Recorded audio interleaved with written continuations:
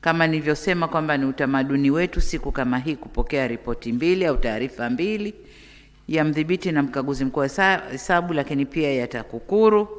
Kwa hiyo hapa pia nitumie fursa hii kumshukuru mkurugenzi mkuu wa TAKUKURU pamoja na watumishi wote kwa kazi nzuri pia iliyofanyika.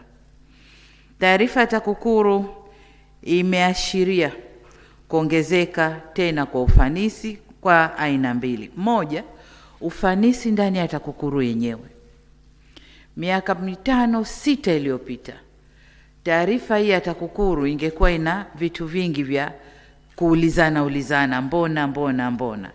Lakini taarifa hii imeonyesha kabisa kwamba TAKUKURU sasa wanafanya kazi, wamepunguza mapungufu yao na wanafanya kazi kuendana na taratibu wanazotakiwa kufanya kazi, na ndio maana wameweza kuona yote haya na kuyafanyia kazi. Lakini la pili, taarifa ile imeonyesha kukuza ufanisi ndani ya taasisi zetu za umma, na ameonyesha comparison, mwaka huu ilikuwa hivi, mwaka huu ilikuwa hivi, lakini pia kuyanyanyua Tanzania kutoka nafasi iliyokuwepo kwenye mapambano dhidi ya rushwa na kupanda juu kidogo, lakini tumepanda, na hii ni ishara kwamba kazi nzuri inafanyika ndani ya taasisi zetu. TAKUKURU imetuambia mambo kadhaa.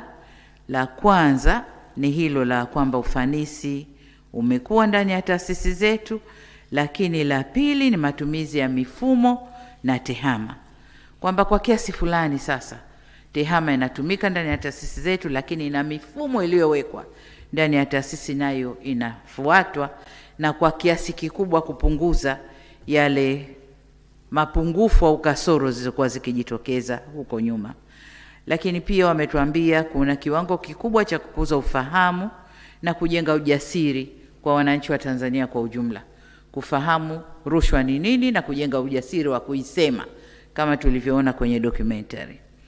Lakini jengine wanalolifanya na ni kubwa la msingi, kujenga uelewa wa mapambano ya dhidi ya rushwa kwa vijana wetu shule za msingi mpaka vyuo, na hii ndio kazi kubwa ya kufanya.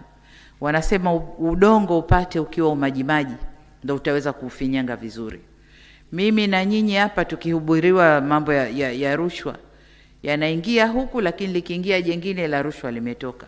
Lakini kwa watoto wetu tukianza sasa hivi wanakuwa na huo utamaduni, na hata wakiingia maofisini wataingia na utamaduni huo ambao wamekuzwa nao.